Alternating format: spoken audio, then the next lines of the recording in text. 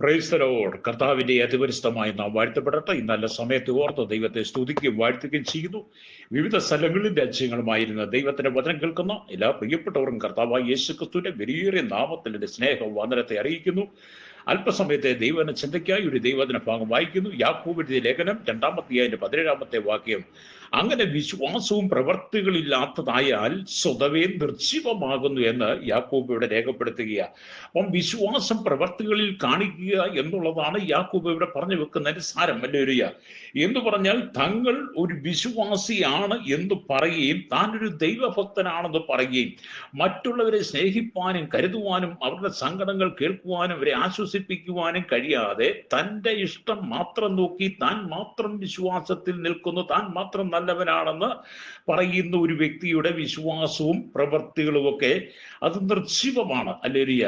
നാം ഈ വിശ്വാസവും പ്രവൃത്തികളും എന്ന് പറയുമ്പോൾ ദൈവത്തെ പ്രസാദിപ്പിക്കണം. ഹല്ലേലൂയ.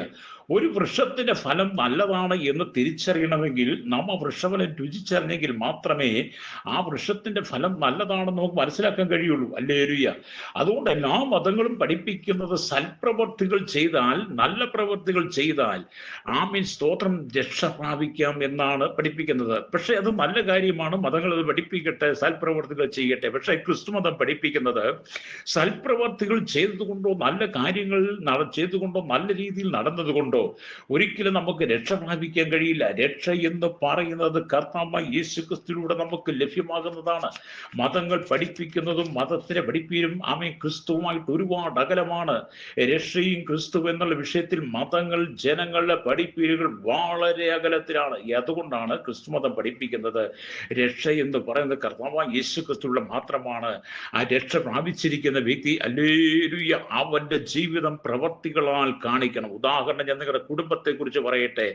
നിങ്ങൾ രക്ഷ പ്രാപിച്ചവനും രക്ഷയ്ക്കുള്ളിൽ നിൽക്കുന്നവനാണെന്ന് പറയുകയും ഹല്ലേലൂയ സൽപ്രവർത്തികളാൽ നിങ്ങൾ നല്ല കാര്യങ്ങൾ ചെയ്യാതെ സഹോദരനെ പകിക്കുകയും സഹോദരന്റെ അതിര് തൂണ്ടുകയും സഹോദരൻ നന്മ പിടിച്ചു വാങ്ങുകയും അവനെ അപഹരിക്കുകയും ചെയ്യുമ്പോൾ നിങ്ങളുടെ വിശ്വാസം നിർജീവമാണ്, പ്രവൃത്തികൾ നിർജീവമാണ്. മാത്രമല്ല ആമീൻ കുടുംബത്തിനകത്ത് കലഹമുണ്ടാക്കുന്നവൻ, കുടുംബത്തിനകത്ത് പ്രശ്നം സൃഷ്ടിക്കുന്നവൻ, മാതാപിതാക്കളെ വെറുക്കുന്നവൻ, സ്വന്തക്കാരെ വെറുക്കുന്നവൻ, അയൽവാസി വെറുക്കുന്നവൻ, കൂട്ടുകാരെ നിന്ദിക്കുന്നവൻ, കൂട്ടുകാരനെ അപമാനിക്കുന്നു പരിഹസിക്കുന്നവൻ, ഈ ലോകത്തിന്റെ വെറുക്കൂത്തുകളിലൂടെ ഒക്കെ യാത്ര ചെയ്തും മദ്യത്തിനും മയക്കും ലഹരിക്കും അടിമപ്പെട്ട് കിടക്കുന്ന സകല മനുഷ്യരും ഹല്ലേലൂയ ചെയ്യുന്ന പ്രവൃത്തികളെല്ലാം നിർജീവമാണ് എന്നാണ് അമേരുടെ യാക്കോബിൽ കൂടെ നമുക്ക് പഠിക്കാൻ കഴിയുന്നത്.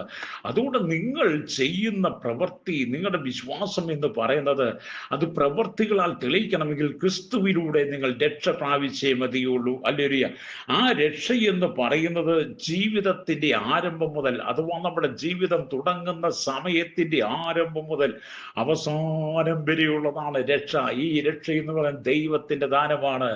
ഈ ദൈവത്തിന്റെ ദാനമായിരിക്കുന്ന രക്ഷ നമ്മുടെ ഉള്ളിൽ ഉണ്ടെങ്കിൽ, ക്രിസ്തുവിന്റെ ഭാവം നമ്മളിൽ വന്നു കഴിഞ്ഞാൽ നമ്മുടെ വിശ്വാസവും പ്രവൃത്തികളും എല്ലാം മറ്റുള്ളവർക്ക് പ്രയോജനകരമായി മാറും. ക്രിസ്തു ഉള്ളിലില്ലാത്ത എല്ലാ സൽപ്രവർത്തികളും അത് നിർജീവമാണ് എന്നാണ് യാക്കോബ് പറഞ്ഞു പഠിപ്പിക്കുന്നത്. ഹല്ലേലൂയ. അതുകൊണ്ട് എന്നെ കേൾക്കുന്ന പ്രശ്നിക്കാം, ഒരു മനുഷ്യൻ തൻ്റെ അമ്മയുടെ ഉദരത്തിൽ പിണ്ഡാകാരമാകുമ്പോൾ തൊട്ട് ആ മനുഷ്യന്റെ രക്ഷ ദൈവം നമുക്ക് നൽകുന്നത് സൗജന്യമാണ്. ആ ഒരു മനുഷ്യൻ ഈ ഭൂമിയിൽ എത്ര കാലം ജീവിക്കുന്നു അത്രയും കാലവും രക്ഷ എന്ന് പറയുന്നത് സൗജന്യമായി ദൈവം നമുക്ക് നൽകുന്നു. അത് നാൾതോറും നാം പ്രാപിക്കണം. സൽപ്രവർത്തികൾ ചെയ്തതുകൊണ്ടോ പുണ്യകർമ്മങ്ങൾ ചെയ്തതുകൊണ്ടോ ദാനധർമ്മങ്ങൾ ചെയ്തതുകൊണ്ടോ ഒന്നും രക്ഷ പ്രാപിക്കാൻ കഴിയില്ല. രക്ഷ യേശു ക്രിസ്തുവിൽ മാത്രം. അതുകൊണ്ടാണ് അപ്പോസ്തലൻ പറഞ്ഞത് 4:12 വായിക്കുമ്പോൾ കാണുന്നുണ്ട്, മറ്റൊരുത്തനിൽ രക്ഷയില്ല, രക്ഷിക്കപ്പെടുവാൻ ആകാശത്തിന്റെ മനുഷ്യരുടെ നൽകപ്പെട്ട വേറൊരു നാമവുമില്ല. അതേ സ്നേഹിത, രക്ഷ യേശുവിലൂടെ. ആ രക്ഷ വിശ്വാസത്താലാണ് പ്രാപിച്ചത്. വിശ്വാസത്തെ പ്രാപിച്ചുകൊണ്ട് നീ സൽപ്രവർത്തികളിൽ മുന്നിട്ട് വരണം. ഹല്ലേലൂയ. അപ്പം രക്ഷയെക്കുറിച്ച് എല്ലാവരും പഠിപ്പിക്കുന്നത് എങ്ങനെയാണ്? നിങ്ങൾ ദൈവത്തെ അനുസരിക്കണം, ദൈവത്തെ പ്രസാദമുള്ളത് ചെയ്യണം, ദൈവഹിതം അനുസരിച്ച് ജീവിക്കണം. ഹല്ലേലൂയ. അങ്ങനെ ചെയ്താൽ നിങ്ങളുടെ നല്ല പ്രവൃത്തികളും പെരുമാറ്റവും നിങ്ങളെ ക്രിസ്തുവിലേക്ക് നടത്തുമെന്നാണ്.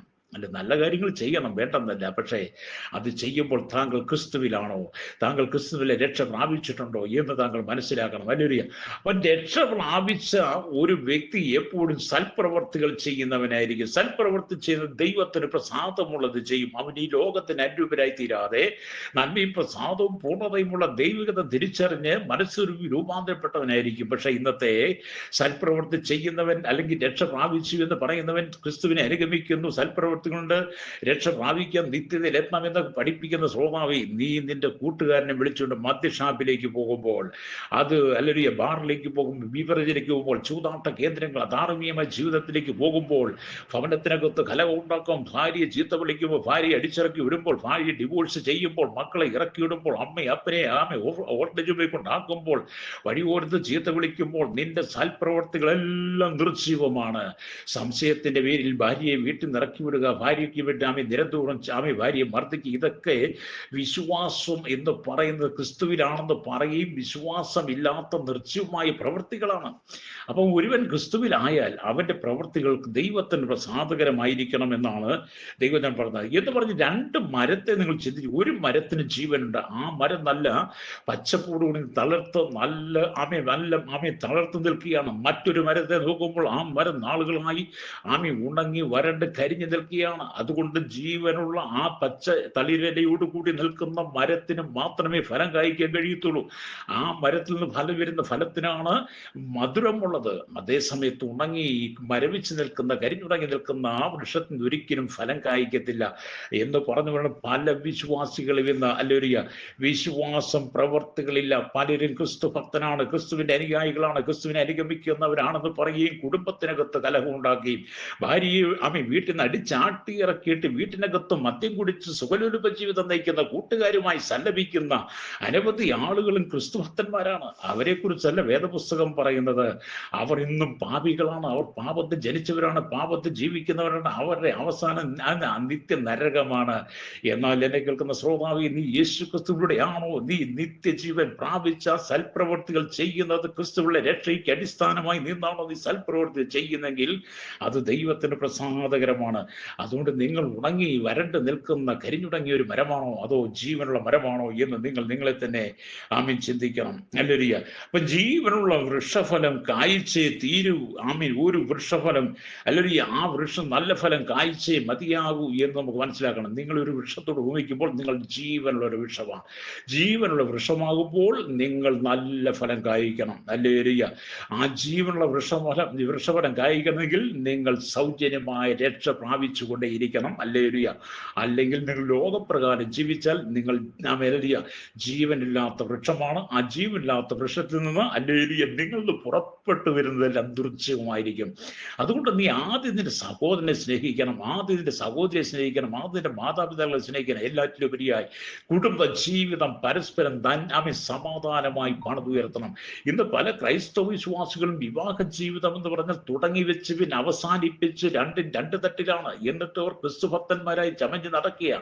അങ്ങനെയുള്ള നീ എന്ത് സൽപ്രവൃത്തി ചെയ്താലും അതെല്ലാം നിർജീവമാകുന്നു എന്നാണ് ദൈവത്തിനെ പഠിപ്പിക്കുന്നത്. ഭൂമിയിൽ മനുഷ്യനെ പ്രസാദിപ്പിക്കാൻ വേണ്ടി നിനക്ക് എന്തും ചെയ്യാം. അല്ലെങ്കിൽ ഭവനത്തിനകത്ത് വസ്തുവിന്റെ പേരിൽ, സമ്പത്തിന്റെ പേരിൽ മാതാപിതാക്കളെ ചീത്ത വിളിച്ച് അപമാനിച്ച് പ്രശ്നം സൃഷ്ടിക്കുന്ന അയൽവാസികളുമായി നിരന്തര സംഘർഷം നടത്തുന്നവരെ ഒന്നും രക്ഷയ്ക്ക് അകത്തുള്ളവരാ, രക്ഷയ്ക്ക് പുറത്തുള്ളവരാ. അവരെല്ലാം ചത്ത മരത്തോട് അനുരൂപമായി മാറിയവരാ. എന്നാൽ ജീവനുള്ള മരങ്ങളായി നിൽക്കണമെങ്കിൽ, ജീവനുള്ള പ്രവൃത്തി ചെയ്യണമെങ്കിൽ ക്രിസ്തുയേശുവിലൂടെ നീ ആത്മരക്ഷ പ്രാപിക്കണം. ഹല്ലേലൂയ. അതുകൊണ്ടാണ് വചനം പറയുന്നത്. അങ്ങനെ തന്നെ വിശ്വാസവും പ്രവർത്തികളില്ലാത്തതായാൽ, നിന്റെ വിശ്വാസം പ്രവർത്തികളിലൂടെ നീ കാണിക്കണമെങ്കിൽ യേശു ക്രിസ്തുവിലൂടെ നിനക്ക് ആദ്യം മുതൽ നൽകുന്ന സൗജന്യമായ രക്ഷയെ നീ പ്രാപിച്ചുകൊണ്ടിരിക്കണം. ക്രിസ്തു ജഡത്തിൽ കഷ്ടം അനുഭവിച്ചത് കൊണ്ട് ആ ഭാവം തന്നെ ആയുധമായി ധരിപ്പിന്ന് വചനം പറയുക. അതുകൊണ്ട് ഇത് മകളെ കേൾക്കുന്ന മാതാപിതാക്കളെ ക്രിസ്തുവിനെ ധരിപ്പിച്ചു കൊടുക്കുക. നിങ്ങളുടെ കുറേറ്റ് പറ. പരിശുദ്ധ ഞങ്ങളുടെ ദൈവമായ സ്വർഗ്ഗപിതാവേ, നല്ല സമയത്തിനായി വചനം കേട്ടുകൊണ്ട് സകല ജനത്തെ ഒരുക്കൂടി ഏൽപ്പിക്കുന്നു. പാപത്തിന് പരിഹാരം വരുത്തി കർത്താവ് ജീവനുള്ള ഫലം കായ്പ ജനത്തെ ഒരുക്കണം. യേശുവിന്റെ നാമത്തിൽ തന്നെ.